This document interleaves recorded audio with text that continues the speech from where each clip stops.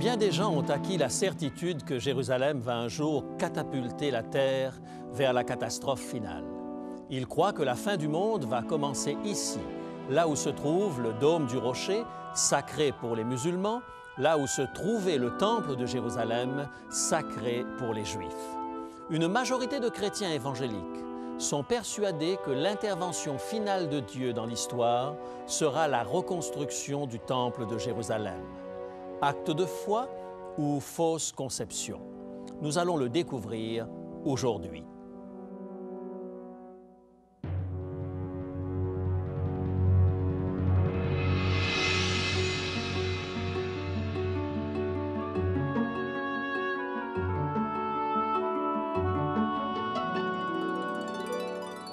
Il est écrit: je suis José Élysée et je vous propose la solution à vos besoins les plus profonds, le Christ vivant.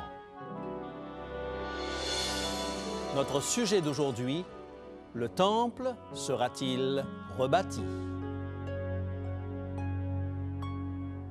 Rogin se lève chaque matin à 5 heures. Et comme tout juif pieux du Mea Shearim, il prend un bain rituel de purification. À 7h20, il arrive au mont du Temple, à Jérusalem, pour être le premier dans la file d'attente. Les policiers israéliens le fouillent avec minutie pour vérifier s'il n'est pas armé, et ensuite ils le laissent visiter le périmètre sacré. Mais Rogin doit toujours être accompagné. D'un côté, un officier de police israélien portant un gilet pare-balles, et de l'autre, un officiel musulman portant un appareil de communication à distance. Si Rogin s'arrête, ses deux gardes deviennent nerveux. Ils lui rappellent qu'il doit continuer d'avancer. Ce qu'ils essayent d'éviter à tout prix, c'est que les lèvres de Rogin se mettent à bouger, marmonnant une prière. La prière de Rogin, dans ce lieu, serait comme gratter une allumette dans une poudrière. Il a été interdit de ces lieux pour avoir marmonné des prières juives dans un lieu saint musulman. Ce quadrilatère sacré était le lieu où les prêtres hébreux ont offert des sacrifices pendant des siècles. C'est le lieu sur lequel s'élevait le temple glorieux de Salomon, le lieu d'où l'encens s'élevait du sanctuaire vers le Dieu du ciel. Mais ce lieu est maintenant occupé par le dôme du rocher, construit à l'endroit où les musulmans croient que Mahomet est monté au ciel. Et en face se trouve la mosquée El-Aqsa, où l'appel à la prière est amplifié par des haut-parleurs et retentit de minaret en minaret à travers tout Jérusalem. Aussi, l'adoration d'un juif dans ce lieu est considérée comme un acte de guerre virtuel. Mais Rogin continue de venir ici jour après jour. Il y vient tout simplement pour respirer l'air de la colline du temple. Il est obsédé par l'idée de la reconstruction du temple juif. Il fait des préparatifs pour ce jour glorieux, bien qu'il ne dise pas exactement en quoi il consiste. Il a la certitude que les mosquées de l'esplanade du temple vont disparaître d'une manière ou d'une autre, à un moment ou à un autre. D'autres, cependant, ne se sont pas contentés de visiter la colline du temple et d'espérer. Des extrémistes juifs ont lancé plusieurs attaques pour détruire les mosquées. Mais à chaque fois, les autorités israéliennes ont réussi à faire échouer ces attentats. Aucune explosion n'a ébranlé le dôme du rocher. Mais beaucoup de musulmans redoutent qu'un jour, un attentat ne réussisse à déjouer la vigilance des autorités. Une frange du christianisme considère que la colline du Temple verra la reconstruction du dernier temple juif. Le Code Oméga a fait un véritable tabac dans le domaine des films apocalyptiques. Cette œuvre de fiction part du principe que des savants ont découvert la clé d'interprétation du code biblique du Pentateuque qui contiendrait une équation mathématique permettant de calculer les temps prophétiques. Il conclut qu'un nouveau temple sera un jour construit en Israël, à Jérusalem, et c'est dans ce temple-là que l'Antéchrist y élira apparemment domicile en se faisant passer pour le Messie tant attendu. La nation d'Israël, nous dit-on, va jouer un rôle pivot dans le dernier drame de l'histoire de la terre, et l'un des événements de ce drame sera la reconstruction du temple juif à Jérusalem. Est-ce dans cette direction que nous devrions regarder? Le temple sera-t-il reconstruit? Que nous en dit la Bible? Une prophétie d'Ésaïe sert souvent de fondement pour étayer cette thèse. Ésaïe, chapitre 2, les versets 2 et 3. Ésaïe, chapitre 2, versets 2 et 3. « Il arrivera dans la suite des temps que la montagne de la maison de l'Éternel sera fondée sur le sommet des montagnes, qu'elle s'élèvera par-dessus les collines et que toutes les nations y afflueront. Des peuples s'y rendront en foule et diront « Venez et montons à la montagne de l'Éternel, à la maison du Dieu de Jacob, afin qu'il nous enseigne ses voies et que nous marchions dans ses sentiers.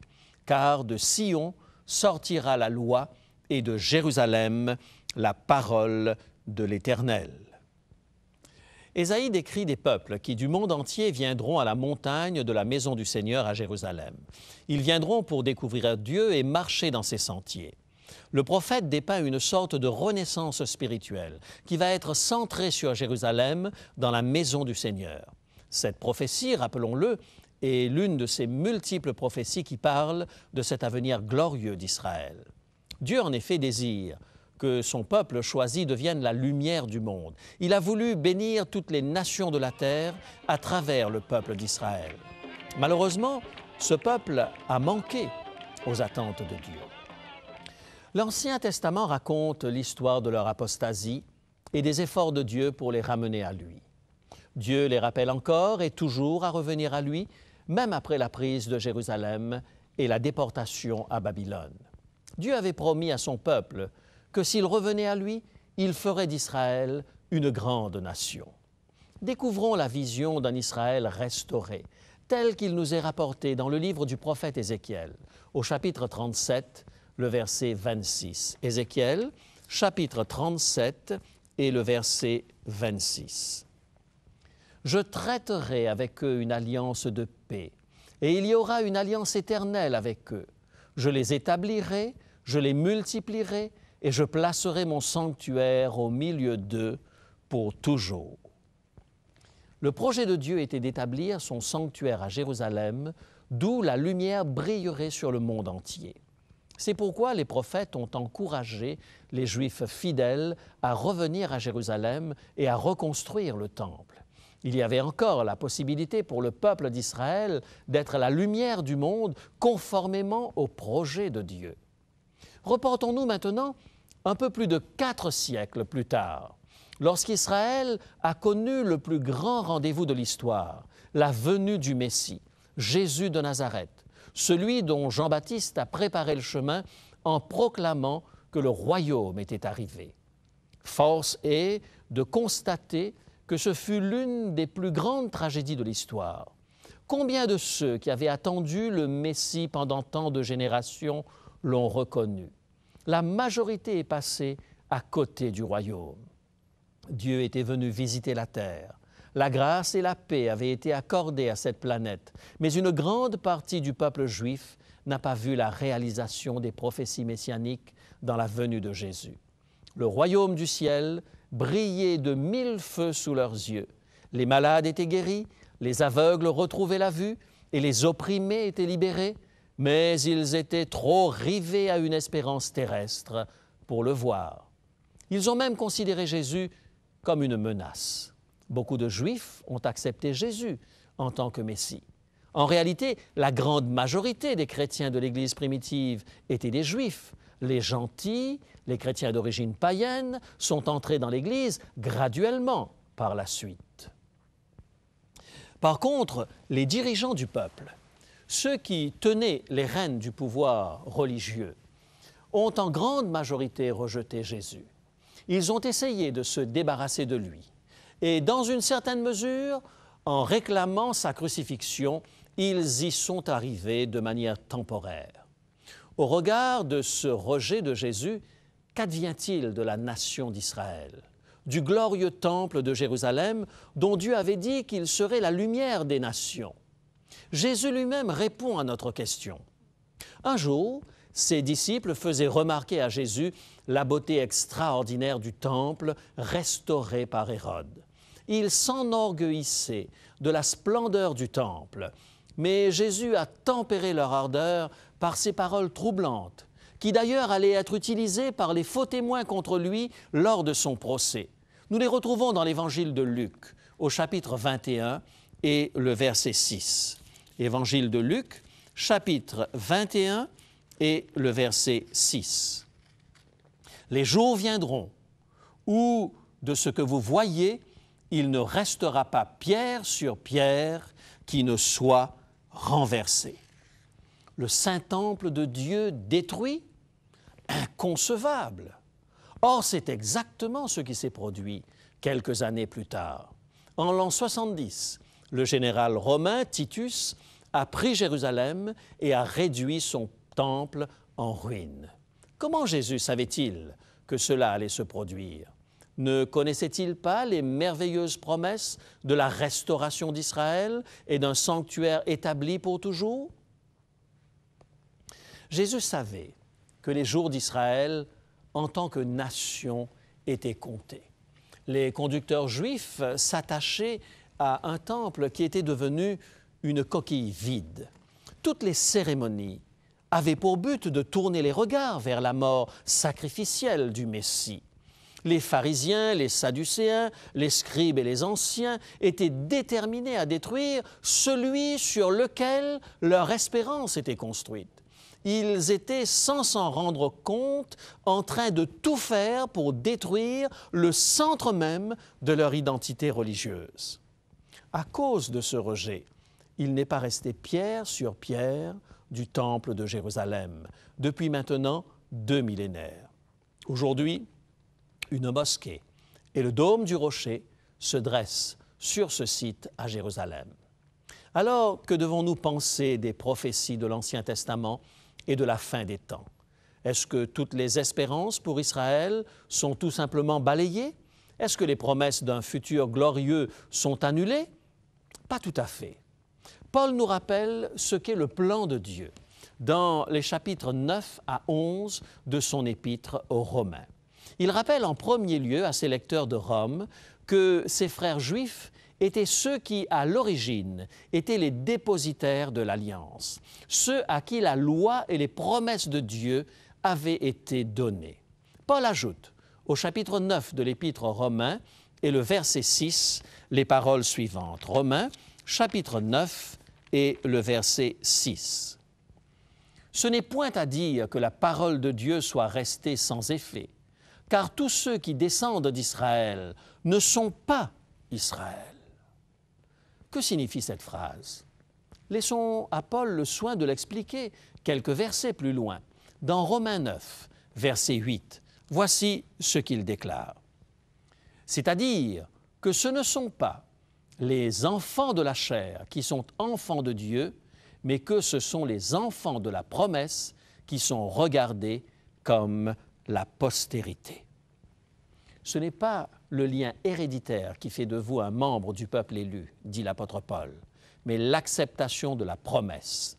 Être de la postérité d'Abraham, cela repose sur la foi et non sur la filiation biologique. Paul affirme qu'Abraham, le patriarche, a été justifié non grâce à son appartenance au peuple juif ou par la pratique des sacrifices de l'Ancien Testament, mais par sa foi. Et c'est exactement la même chose pour tout être humain. Voilà une déclaration révolutionnaire dans la bouche d'un docteur de la loi élevé au pied de Gamaliel.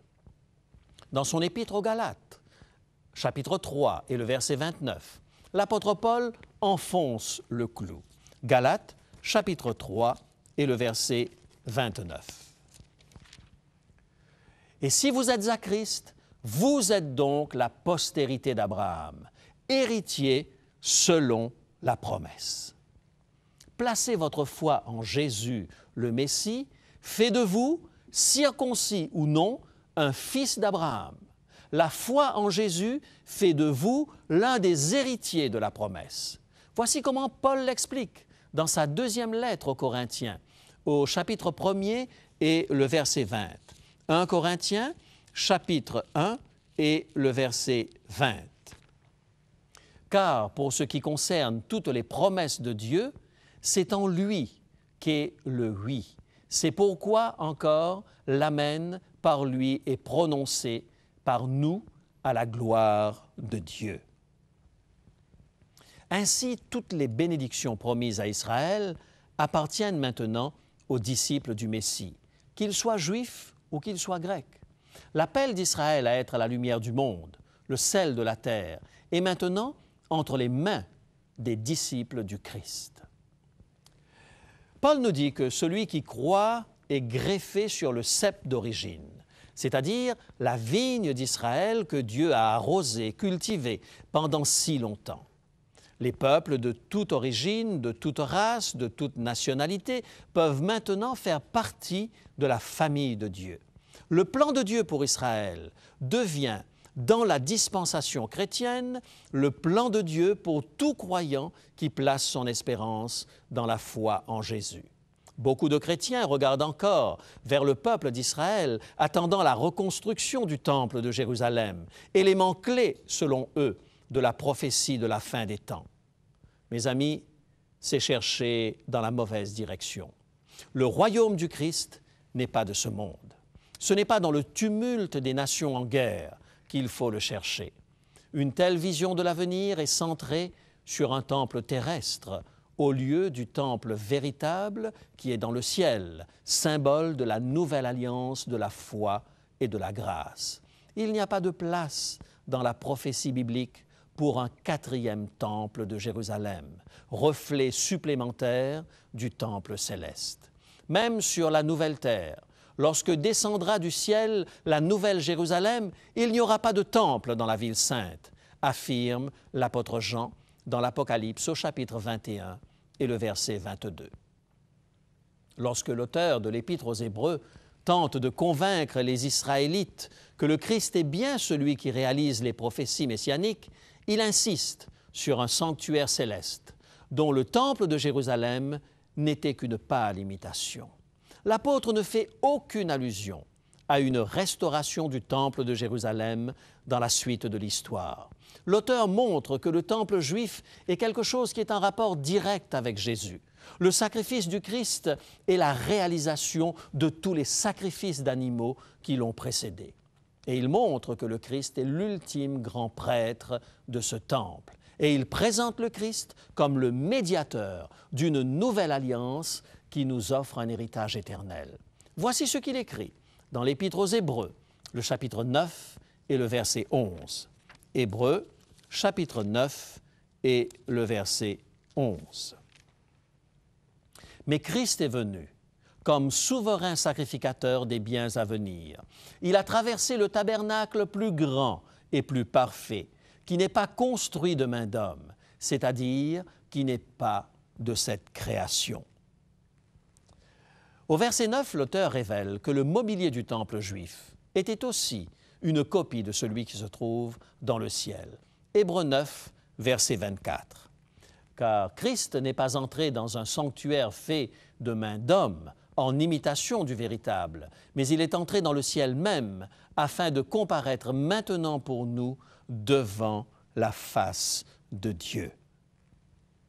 Christ, le dernier grand prêtre, se présente actuellement et jusqu'à la fin du temps de grâce devant Dieu en notre faveur, dans un sanctuaire céleste. C'est là que le Nouveau Testament situe Jésus et c'est là qu'il nous invite à entrer conformément à la déclaration d'Hébreux, chapitre 10, versets 19 et 22. Hébreux, chapitre 10, versets 19 et 22. Ainsi donc, frères, puisque nous avons au moyen du sang de Jésus une libre entrée dans le sanctuaire par la route nouvelle et vivante qu'il a inaugurée pour nous au travers du voile, c'est-à-dire de sa chair, approchons-nous donc avec un cœur sincère, dans la plénitude de la foi, les cœurs purifiés d'une mauvaise conscience et le corps lavé d'une eau pure. Mes amis, nous n'avons pas à échafauder des théories sur la reconstruction du temple de Jérusalem et la restauration du système sacrificiel. Tout cela est du passé. Le plan de Dieu ne concerne plus un royaume politique et terrestre, un temple fait de main d'homme. Il concerne un temple céleste, Dans notre désir de voir se réaliser le projet de Dieu, nous avons essayé de faire des conflits politiques israélo-palestiniens le signal de départ des événements de la fin des temps. Mais rappelons-nous que le plan de Dieu ne dépend pas des conflits territoriaux à Jérusalem. Le plan de Dieu est la solution aux conflits territoriaux de Jérusalem et du monde. La géographie divise, mais l'espérance chrétienne unit. Le plan de Dieu se centre sur un temple d'origine céleste et tous les êtres humains peuvent venir là avec l'assurance devant Dieu, quelle que soit leur race, leur nationalité ou leur origine, d'être reçus par lui. Qu'est-ce qui domine notre vision de l'avenir en tant que chrétiens? La résolution du conflit entre Juifs et Arabes? Je vous encourage fortement à fixer votre espérance sur le Seigneur du ciel et de la terre. Je vous encourage à tourner vos regards vers la place que le Christ est allé nous préparer. Évangile de Jean, chapitre 14, versets 1 à 3. C'est le seul lieu de sécurité dans un monde de haine et de violence. C'est le seul endroit où nous pouvons trouver la paix aux pieds de notre Père céleste.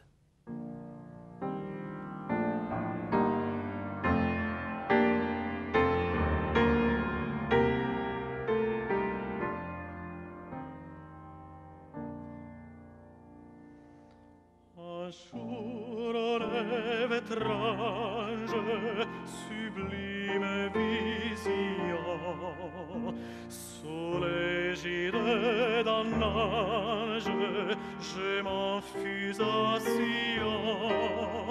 Là tout près du portique, j'entendis des enfants qui chantaient un cantique au son clair et touchant. Les anges s'échantent, unirent leurs accents. Jérusalem, Jérusalem, fais entendre ta voix.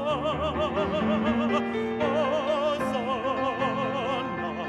Amen, Hosanna, honneur au roi des rois.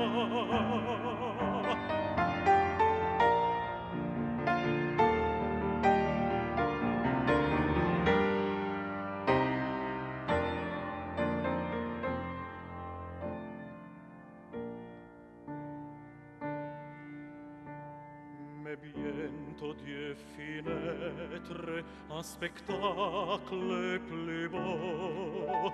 Mes yeux virent paraître tout un monde de nouveau. Je vis la cité sainte et sa mer en cristal, dans son immense enceinte, la souffrance et le mal n'avaient aucune place. Tout était pur, parfait, le bonheur et la grâce, il régnait à jamais. Tout est dans la sainte cité, gloire et félicité.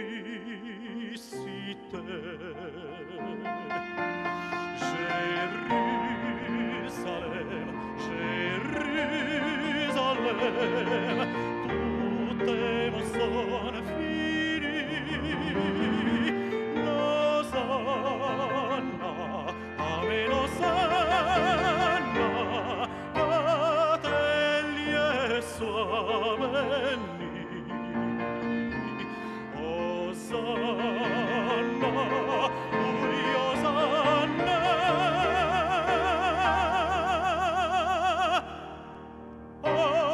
Hosanna, roi.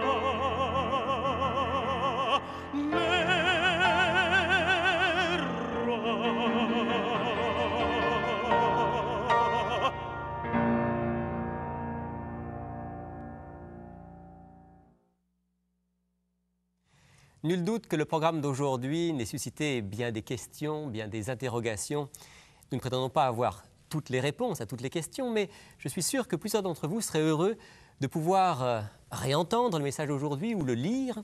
Sachez que le texte du jour, le texte de l'émission, vous est offert entièrement gratuitement. Le temple sera-t-il rebâti est un petit livret que nous avons préparé pour vous. N'hésitez pas à le demander dans quelques instants lorsque nos coordonnées apparaîtront sur l'écran.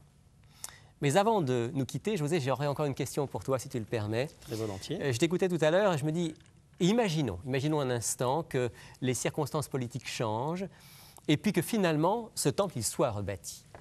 Est-ce qu'il faudrait y voir là un signe des temps? Est-ce que ça aurait une signification prophétique? Sur le plan des États, tout est possible.